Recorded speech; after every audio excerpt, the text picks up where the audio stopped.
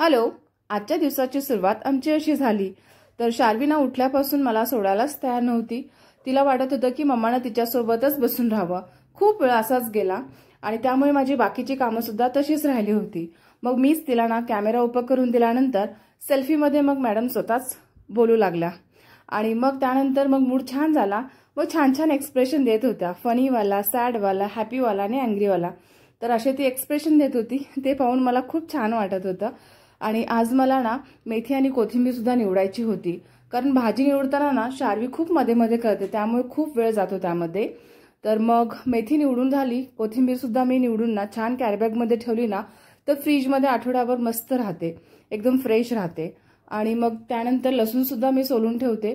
ते गावाकडचं लसूण होतं ॲक्च्युली, देशी लसूण, त्याचा सुवास एवढा छान येतो ना, खूप मस्त वाटतं। ते सुद्धा मी 3-4 दिवसाचा एकदमच सोलून ठेवलेला होता। तर असा होता माझा दिवस। माझे व्हिडिओ आवडत असतील तर नक्की लाईक करा आणि सबस्क्राइब करायला विसरू नका। Bye bye.